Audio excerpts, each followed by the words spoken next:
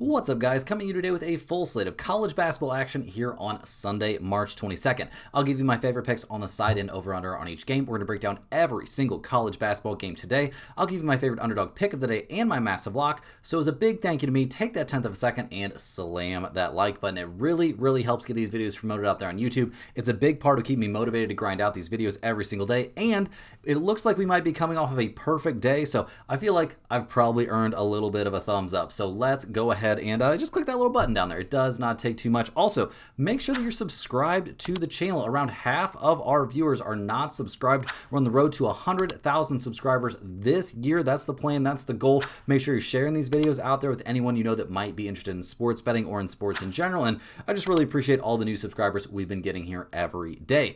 Definitely get down there in the comments. Let me know any questions you have about today's slate, about tomorrow's slate, about anything you're looking at across the sports world. And if I don't have the answer for you, I guarantee you I can come up with some sort of answer by reaching out to the premium handicappers over there at stumpthespread.com. Those guys really know their stuff. While you're down there in the comments, check the pinned comment. You might want to check a couple times throughout the day just in case something changes, but that's where you'll find my favorite picks from every single video. That's also where you'll find a link over to stumpthespread.com so you can check out all the great free and premium stuff over there and get on their free email newsletter. But also, guys, down in that pinned comment, you'll find my massive lock of the day and my dog of the day. And that pinned comment, guys, that's the top comment below the video. So check in on that. In terms of a recap for what we got done there on a very pretty epic Saturday, we're 5-0 so far with a chance to go 6-0. We've got Nebraska +2. That's the only game that hasn't finished. We've already cashed Michigan State -4.5. A relatively competitive game, but the Spartans held the lead basically the whole way. They get us the relatively comfortable win and cover there in the end. In a very close one, we had the under there in that TCU Duke game, an insanely close cash with 139 total points being scored. Duke did return to form, which has to be a very scary thing for the rest of the remaining fields as well. They got a very comfortable win in that one. We cashed Texas +6.5. They got the straight up 74-68 win there over Gonzaga. The Zags fall yet again in a big NCAA tournament game. They couldn't throw it in the ocean, and their small advantage on the boards was definitely not enough in that game. Texas stays red hot. We also cashed Dayton -2.5 over there in the NIT. A comfortable win for the Flyers as they take down the Seahawks 80-61. If the Flyers had played like this for a bigger portion of the regular season, they definitely could have, maybe even gotten an at-large bid to the big dance. Like I already said, we got Nebraska +2. That one's still live. They do have a nice little win there, little lead there over Vanderbilt, so we'll see how that one plays out. And we did cash our massive lock of the day there on Houston. Whether you took them on the money line or against the spread, it was an easy win there for the Cougars. They completely outclassed Texas A&M. It's going to be rough sledding for any team that has to face Houston the rest of the way this season. So looking like potential for a sweep. We'll see what happens. Not counting our chickens before they're hatched there in college basketball, obviously, but things are looking good. Let's go ahead and get after it now. We've got a lot of games to cover here on a very busy Sunday. Make sure you hit that thumbs up button. Make sure you're subscribed to the channel. Make sure you're getting over there to stumpthespread.com. Check out all the great free stuff and especially all the great premium stuff in that email newsletter over there. And now let's get after it. Our first game, an 11:10 a.m. tip here on Sunday morning. We've got the number 7 Miami Hurricanes taking on the number 2 Purdue Boilermakers. Miami comes in this game fresh off an 80-66 win there over Mizzou. And since that was kind of a de facto home game there for Mizzou playing in their home state, a very impressive win there for the Hurricanes. Obviously, Miami has done some good stuff out there in the ACC this season. Their first NCAA tournament game, they shoot 46% from 3, 59% from the free throw line, so not great there, but they have a big advantage there on the glass, and Malik Reneau has a big game. Trey Donaldson plays well. Overall, a great outing there for Miami. Obviously, a much tougher, opponent to take on this time, but there are some strengths of Miami that could help them out here. They're a very good rebounding team. Their offense, not bad at all, 63rd in the nation raw scoring. Obviously, Trey Donaldson and Malik Reneau, both very solid scoring options for this team, and Trey Donaldson, a very good point guard. So there is a lot to like here for the Hurricanes, but this is going to be a real test for them here going up against a team at the level of Purdue. The Boilermakers got a blowout 104-71 win in their 2 versus 15 matchup against Queens. That's not exactly anything too special, but the way this team closed out their regular season was insanely impressive. Beating Northwestern, Nebraska, UCLA, and Michigan to win the tournament crown there in the Big Ten. Braden Smith has been a monster all year long. Trey Kaufman-Renn has been amazing. Both of them played great in their round 1 game. Let's see what they can do here in round 2. Obviously, this team has played a loaded schedule. They've knocked off some very, very good teams this year, but they've also laid some eggs. They got obliterated early in the season by Iowa State, but, they've got some big wins there recently. They've been playing really, really well. The Boilermakers are 7.5-point favorites. We've got a total of 147.5 in this game. Miami, 18-14-1 against the spread, 20-12-1 to the over. Purdue, 16-20 against the spread, 19-17 to the over. With both teams showing trends towards the over in this game and the way both have been playing, I actually think the over is my favorite play on this game. I think we'll see plenty of offense out there despite this being an early morning game. I don't think either team's going to be able to really shut down the other in terms of raw offensive production. In terms of a side, I'm going to be leaning just slightly towards Purdue here at -7.5. I think they're going to have a little bit too much there in the end for Miami to handle. But like I said, guys, that's not my favorite lean. My favorite lean on this game is definitely going to be the over. I think that's very solid value. Next on the dock, we're looking at the number 7 Kentucky Wildcats taking on the number 2 Iowa State Cyclones. Kentucky, they got past their opening round matchup, but by the luckiest and slimmest of margins. They do end up winning 89-84 there over Santa Clara, but that game came down to a away desperation 3 from near half court. He knocks it in off the glass. That's how they were able to force overtime. They eventually get the job done there in the extra period, but this was not a good look here from Kentucky. They were basically even on the boards with Santa Clara. They didn't shoot the ball particularly well from 3 or from the free throw line. That was a big weakness. They turned it over 11 times. Outside of Otega Owe, no one played very well at all. He put up 35 points. Can you count on him to do that here against Iowa State? You absolutely, positively cannot. That would be bonkers. Absolutely, totally crazy level bonkers. Over the course of the regular season, Kentucky was basically a middle-of-the-pack team in the SEC. Their season-long numbers are nothing to brag about. So we'll see what they can do here against the Iowa State Cyclones, who got pretty unlucky there in their opening round game. Obviously, they knock off number 15 Tennessee State very comfortably, but they take a big injury there. Jefferson, unlikely to play in this game. And if you saw that, he's definitely not playing. That ankle's going to need some time. We'll see if he can come back, in the next round potentially, but we'll see what happens there. But overall, this is a deep and talented team. They had a very, very good season out there in the Big 12, finishing 3rd overall in one of the toughest conferences in sports. They are a loaded roster. They're elite on the offensive end, but their defense is even better. Rebounding, maybe not off the charts good necessarily, but this Iowa State team has been fantastic, and they've played a very, very tough schedule and found plenty of success during that tough season. The Cyclones are only 4.5-point favorites in this game. We've got a total of 145.5. Kentucky, 18-17 against the spread, 18-17 to the over. Iowa State, 21-13-1 against the spread, 19-16 to the under. I really don't have much of a lean on the total in this game, guys, but I will tell you what, I for sure like Iowa State to get the win and cover in this one. They're by far the better team. Obviously, missing a guy here due to injury is not great, but I don't think that's going to be a problem for all here against Kentucky. I don't actually think the Wildcats are a very good team. Like we saw in the opening round, they definitely should have lost. Well, here against Iowa State, I think they certainly lose. Give me the Cyclones. Next on the docket, in one of the most anticipated games of the day, we've got the number 5 St. John's Red Storm taking on the number 4 Kansas Jayhawks. St. John's, 29-6 on the season. They blew out Northern Iowa in their opening round game, so taking care of business there. Zuby Ejiofor has a little bit extra to play for in this one. He's a ex-Kansas Jayhawk, now over with a new uniform, a new program, and absolutely killing it. The Red Storm in that win over Northern Iowa looked very, very good. Really no problems there, jumping out to a huge lead right out of the gates. They only shot 34% from 3. They can do better than that. They dominated the glass. They took great care of the ball. Everything they needed to do, they did. We saw 3 starters scoring double figures, but really they didn't have to be that locked in down the stretch. They had this one in the bag. The Jayhawks, on the other hand, did not look amazing. We'll see how things go. They finished the year 24-10, very up and down, a very hot and cold team. Obviously, tons of crazy news there, in the Peterson situation as usual. He went nuts in the beginning there of that win over Cal Baptist, but towards the end of the game, dried up, disappeared a little bit, and it took him 24 shots to get his 28 points. So I was not exactly thrilled with his performance. I don't necessarily think he did himself any huge favors or, upped his draft stock or anything like that. So we'll see what the Jayhawks can pull together and do in this one. Their season-long numbers look pretty good, obviously, but offensively, only 75 points per game. That's 211th in the nation. Looking at the numbers for this game, Kansas is getting 3.5 points. We've got a total of 144.5. St. John's, 21-12-1 against the spread this year, 22-12 to the under. Kansas, 20-14 against the spread, 23-11 to the under themselves. So we should actually be considering under 144.5 in this game. I don't think we're going to see anything insanely high scoring in this one. So definitely a small lean towards the under. In terms of a side, give me St. John's in this one. The Red Storm on the money line could end up being our lock of the day. Definitely has the potential. I think they are by far the better team. I think they're the more talented team. I think we're going to see Peterson have a really, really rough time against some very good defensive players, and I think we see the Red Storm roll in this one. Hey guys, before we jump in and break down the Tennessee Volunteers taking on the Virginia Cavaliers, we got to shout out the sponsor today in everyday's video, and that is StompTheSpread.com. Make sure you're clicking the link in the description or the link in the pinned comment to get over there and see the top confidence picks from our entire team of experienced cappers.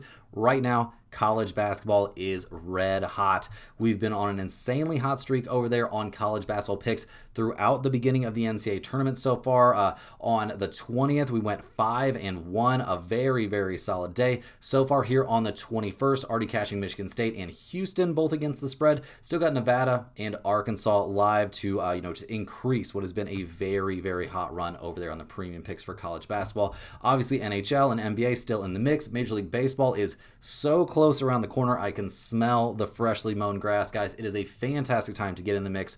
Over there as a premium member, we're offering some big sales on Major League Baseball, and it's just one of the best times of the year to be in the mix. So don't miss out on that if you're looking to become a premium member, but there's also lots of great free stuff over there at StompTheSpread.com. There are free picks every single day. They're under the free picks tab, and those have been running pretty freaking hot on the college basketball side as well. And you also want to get over there so you can get on that free email newsletter. All you have to do to get on that newsletter is sign up for a free account at StompTheSpread.com. They're going to ask for your name and your email address. That's it. You get one email straight to your inbox, just jam-packed with great sports betting information.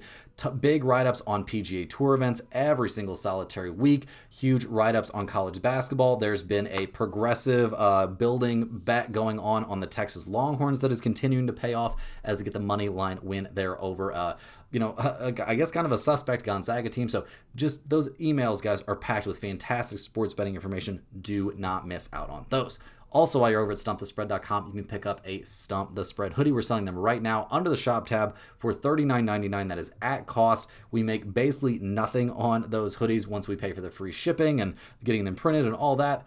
We just want to be able to get them out there to people who want them. So huge shout out to everybody that's purchased a Stump the Spread hoodie. Also, if you're a massive fan of what you're seeing from us here every single day, click that little join button right below the video to sign up for a YouTube channel membership. YouTube channel members get early access to all of our videos. They get their name up on screen in every single video, but maybe most importantly, they get access to our members-only giveaways. We give away 2 Stump the Spread hoodies every single week to our YouTube channel members. We put the name of every single YouTube channel member on a big wheel. Every Monday video and every Thursday video, we spin that wheel, and whoever it lands on gets a Stump the Spread hoodie of their size mailed straight to their address of choice. So huge shout out to all the YouTube channel members, guys. Really, really appreciate all of you. If you've got any ideas for additional perks we could offer for our channel members, definitely get down there in the comments and let us know. But guys, let's go ahead and dive back in. We've got a lot more games still to cover. Make sure that you've hit that thumbs up button. Make sure you're subscribed to the channel. Make sure you're getting over there to StompTheSpread.com and take advantage of those red hot premium college basketball plays.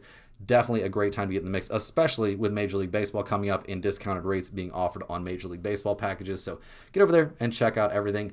Now let's go ahead and dive back in. Next up, we've got the number 6 Tennessee Volunteers going on the road to take on the Virginia Cavaliers. Or not going on the road, you know what I mean, taking on the Virginia Cavaliers. Tennessee comes into this game fresh off of a pretty solid 78-56 win there over Miami of Ohio.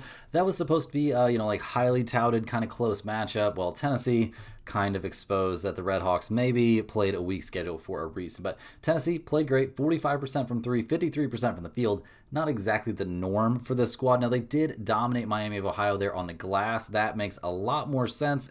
16 turnovers there from Tennessee, though, is not a good look. Definitely a problem they're going to have to clean up for this one.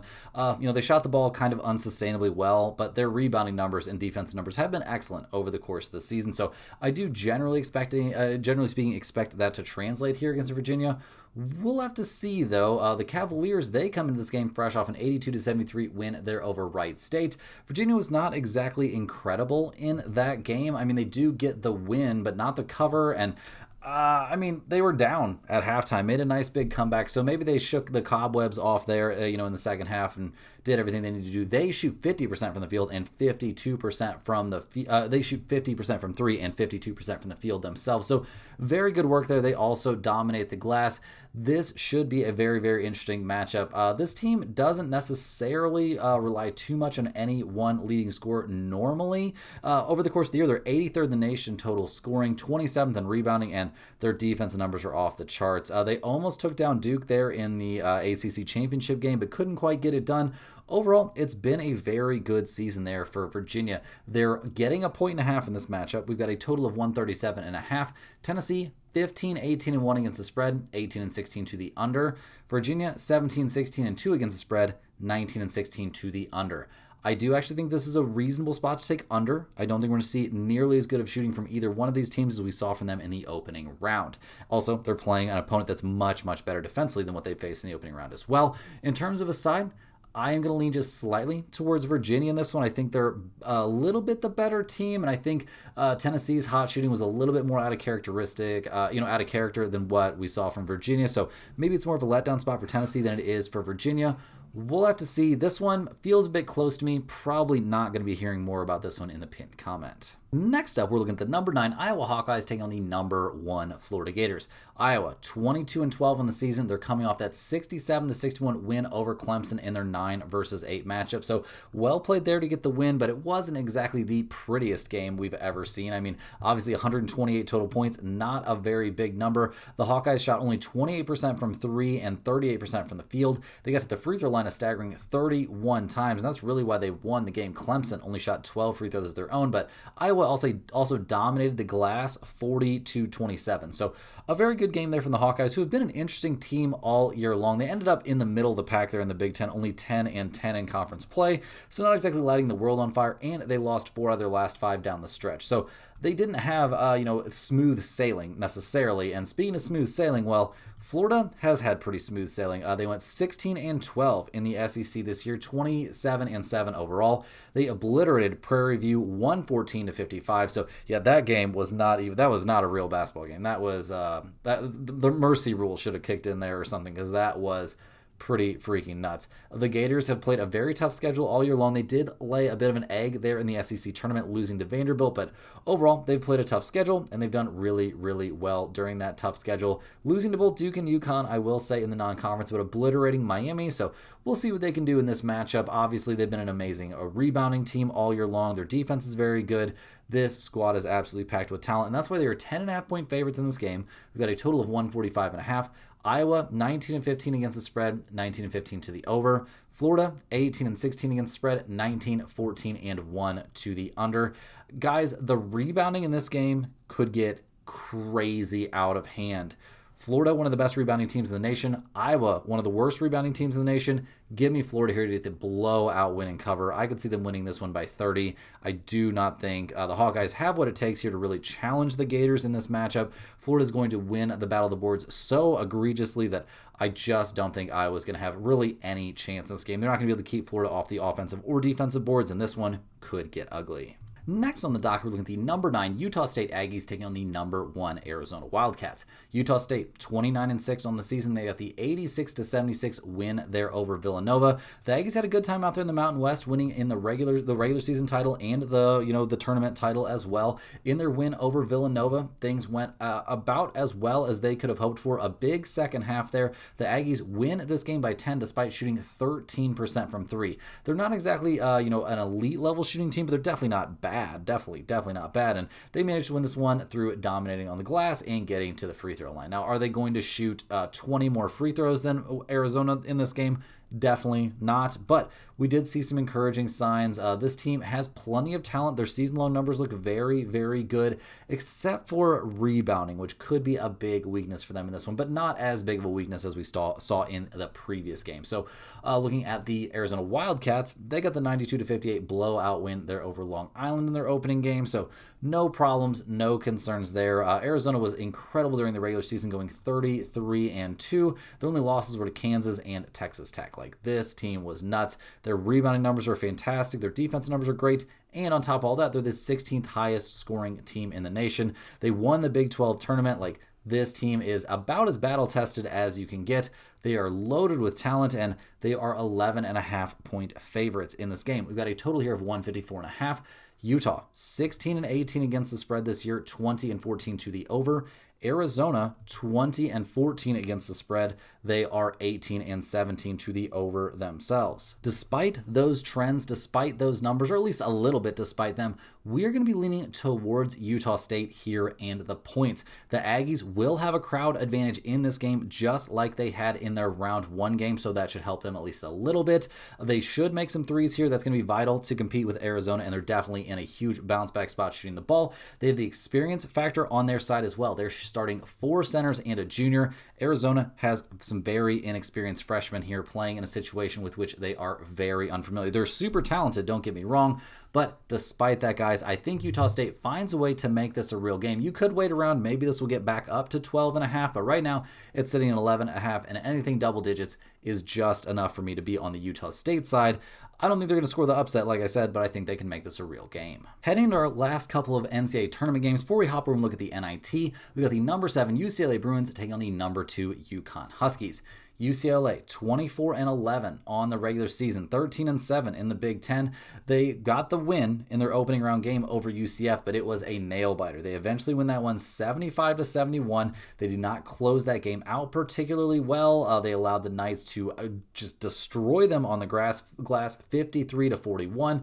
UCLA didn't shoot the ball particularly well from 3 or from the free throw line. Really, they shot 40% from the field. They did force 17 turnovers there from UCF.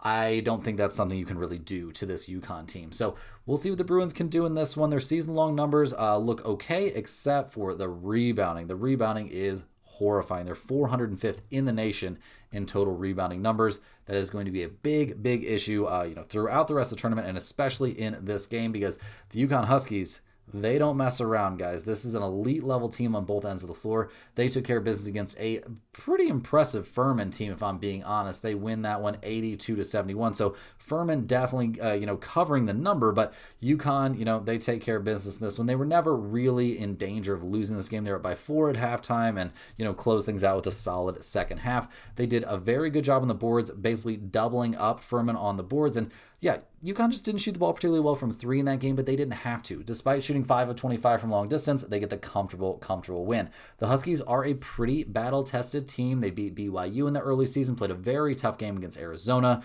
knocked off Illinois, knocked off Kansas, knocked off Florida, knocked off Texas. So they've played some big teams. They did struggle against St. John's there in the regular season and in the tournament out there in the A10 or in the Big East, but overall, very good stuff from this team. Dominant stuff on the defensive side of the ball. The Huskies are only 4.5-point favorites in this one. We've got a total of 136.5. UCLA 17-17-1 against the spread, 18-17 to the over. UConn 13-22 against the spread this year. A bad against the spread team, 18-17 to the over. Despite their bad trends against the spread, guys, I love UConn minus 4.5 in this spot. If this was a huge number, I would worry about them being able to cover it. It's a small number. They only got to win by 5. I think the Huskies are in fantastic shape here in a matchup. I think they should dominate on the glass. I think they should really be able to mess up what UCLA wants to do on defense. If you're begging me for a total here, I would maybe lean a little bit towards the under, but by far the better play in my opinion. Just go ahead and take the Huskies here to win this one comfortably. Next on the docket, guys, we're looking at the number 5 Texas Tech Red Raiders taking on the number 4 Alabama Crimson Tide. Texas Tech 23-10 over the course of the regular season, 12-6 in Big 12 play. They got the opening round win over Akron, so a solid win over the 12 seed there, winning that game by 20 points. And Akron, not a joke team, obviously. I mean, they were kept within 5 there at halftime, but Texas Tech eventually pulls away down the stretch. The Red Raiders shot 55% from 3. Not really such a hot shooting night from the free throw line, but they shot 64% from the field. Really just able to use their size and their athleticism to best advantage in this game. They had a edge there on the boards, which is nice. They did turn the ball over 10 times, but nothing out of hand in that one, really. Over the course of the season, the Red Raiders have been a get out and get after it kind of team. They're ready to get up and down the floor. Obviously, they do miss JT Toppin, but Christian Anderson has stepped up big for them. And overall, this is definitely a tough team, but not quite as good as they would have been, obviously, with JT Toppin was potentially one of the best players in the nation. So we'll see what they can do in this matchup, taking on the Alabama Crimson Tide, who really want to get out there and run to an insane degree. They got the 90-70 win over Hofstra in the opening round. They were the third best team in the SEC this year. In that win over Hofstra, guys, I mean, they win by 20 despite allowing Hofstra to shoot 46% from three. Alabama only shot 33% from three, but they dominated the boards. They limited the turnovers. And yeah, just a very, very good game. I mean, LeBaron Philin Jr., monster performance, 29 points from him. And Bo Bolin, 15 points off the bench. Very good work there. The Crimson Tide, a big up-paced team, is actually getting a 1.5 here at home, or not at home, getting a 1.5 in this game. We've got a total of 165.5. Texas Tech, 17-16 against the spread this year, 18-15 to the under. Alabama, 14-18 against the spread, 17-14-1 to the over. I actually don't have a great read on the side in this game. I'm going to be 100% honest. I will lean slightly towards Alabama in this one. I think they find a way here, but that's not my main lean. My main lean on this game is just going to be to take the over. I think we're going to see a crazy amount of offense in this game. Both teams could score in the 90s. I would not be shocked at all to see that. I know that sounds like an awful lot of points, and it is, but I would not be surprised at all with the kind of pace we're going to see in this game. Now, guys, hopping over to look at some NIT action. Not just the big dance going on. There's money to be made in the NIT straights, too. And first up, we're looking at the Illinois State Redbirds going on the road, literally, in this one to take on the Wake Forest Demon Deacons. Now, we see, Illinois State didn't have a great year out there in the MVC. They finish up third, 12-8 in conference play. They did knock off Kent State 79-58 in the opening round of the NIT. So clearly, the Redbirds were not messing around. Kent State maybe not super locked in.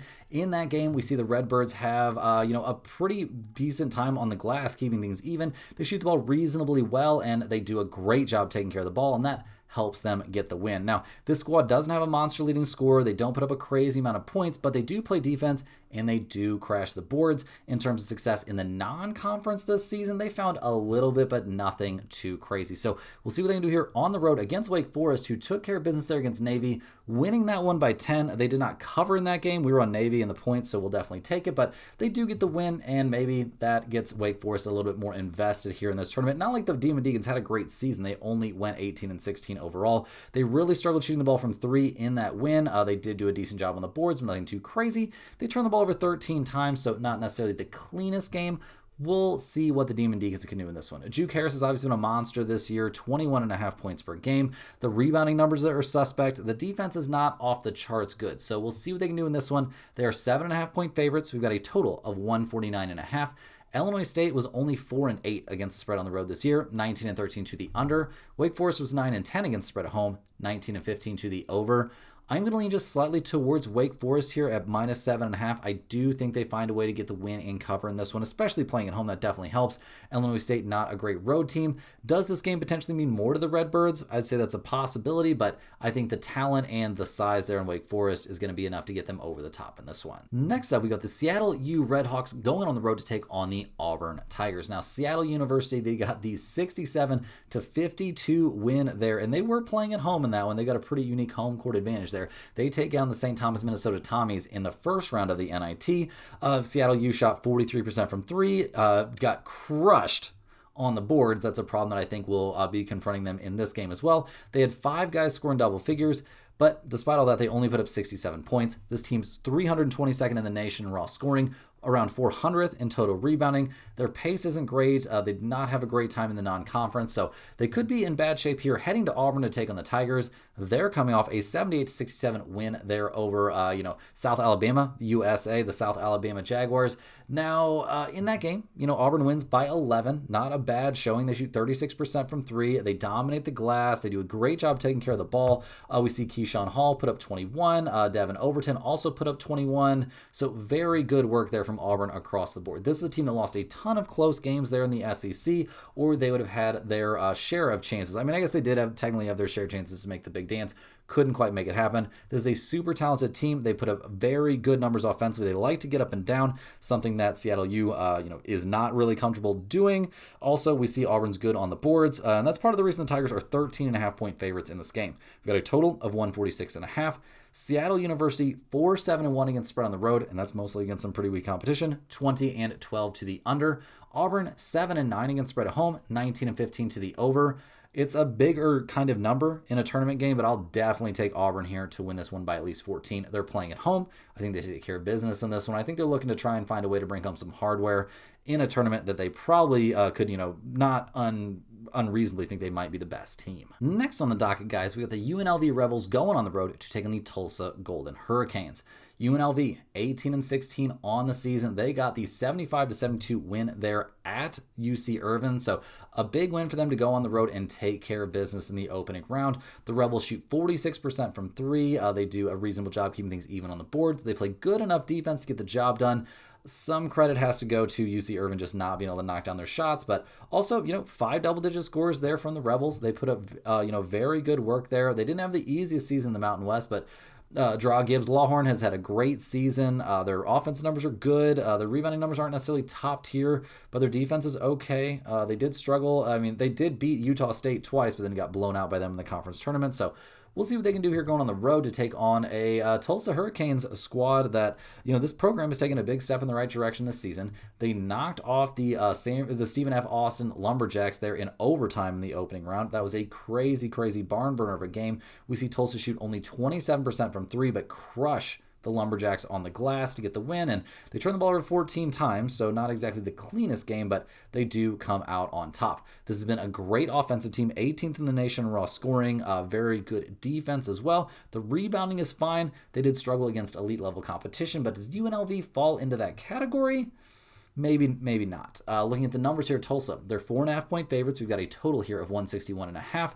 UNLV 8-5 against spread on the road, 20-13 to the over. Tulsa 7-6-1 against the spread, 22-10 to the over. I definitely think over is a good play in this game. I don't know if it'll make the pin comment or anything like that, but it's certainly worth mentioning here with both teams. More than happy to get out and run. In terms of a side, since they're playing at home here, I will lean a bit towards Tulsa at this -4.5 number, but probably not going to see a lot in the pin comment from this one. Next up, guys, looking at the George Washington Revolutionaries going on the road to take on the New Mexico Lobos. George Washington, 19-15 on the season. They got a crazy 1-point win there over the Utah Valley Wolverines.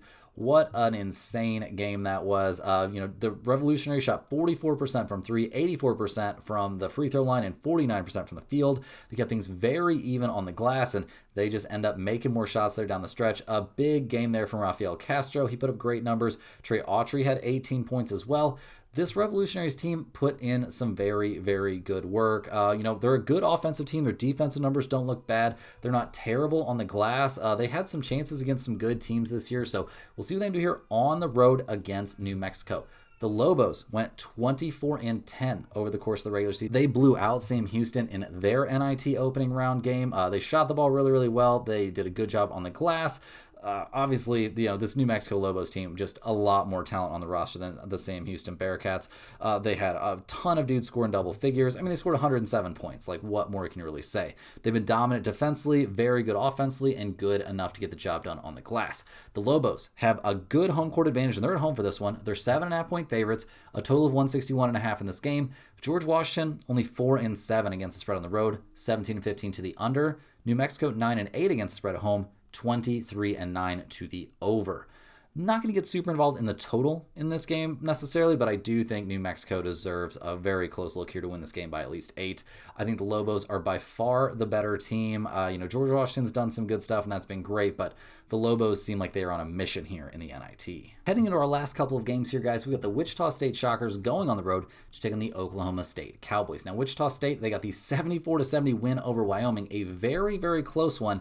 Now, I do feel like this might have been a case of Wichita State sleepwalking a little bit in the early goings, but they also had a bad shooting night. They did dominate the glass. They did a bad job of taking care of the ball. Nobody had a particularly great night there for the Shockers, so they definitely find themselves in what I would term as a bit of a bounce back spot. They need good work there from Kenyon Giles to get through these games. The rebounding numbers should be better, they can't get much better, but their rebounding numbers have been good and their defense has been solid. So we'll see what they can do here on the road against the Oklahoma State Cowboys, who a resurgent program this season. They're coming off a win over Davidson, which was much closer than I would have anticipated.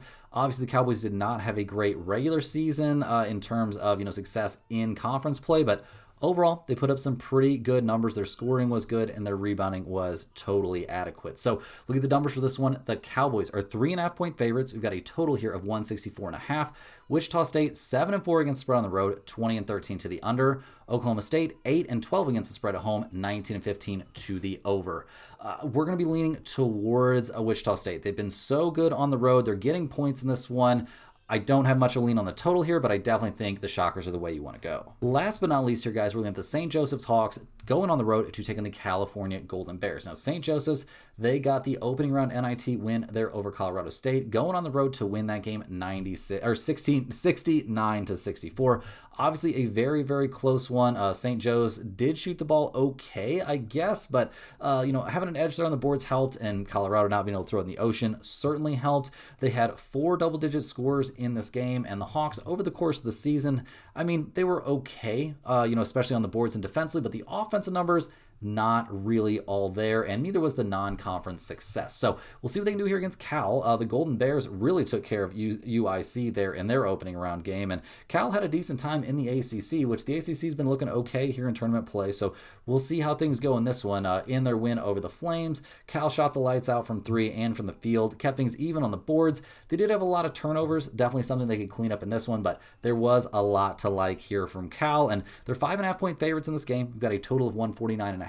St. Joseph's is a good against spread team on the road, 9-5 against spread away from home this season, 21-11 to the under. Cal 9-11 against spread at home, 17-15 to the under. You could take under in this game potentially. I don't think that's crazy, but much better than that, guys. Cal's at home in this one. I will definitely be backing the Golden Bears in this one. I think they get the comfortable win in cover in this one. They're by far the better team. They're going to have the best player on the floor in this game in Day Ames. Definitely give me Cal here at home. Guys, that's all the games we have here for today. Do me a big favor, hit that like button for good luck on all of your bets and to help get these videos promoted out there. I really appreciate everyone that does that. Subscribe to the channel if you're new around here. We're on the road to 100,000 subscribers. Hopefully this year, that's the plan, that's the goal, so let's make it happen. Let me know in the comments any questions you have on today's slate. I'm more than happy to get back to you. Thank you for watching these videos. I appreciate every single one of you. Make sure you're clicking the link in the description. Get over there to stumpthespread.com. Check out all the great free and premium stuff over there. Those premium picks have been on a very, very hot run, and with MLB right around the corner, it's a fantastic time to become a premium member. And guys, we'll see you right back here tomorrow, same time, same place, for more sports betting action.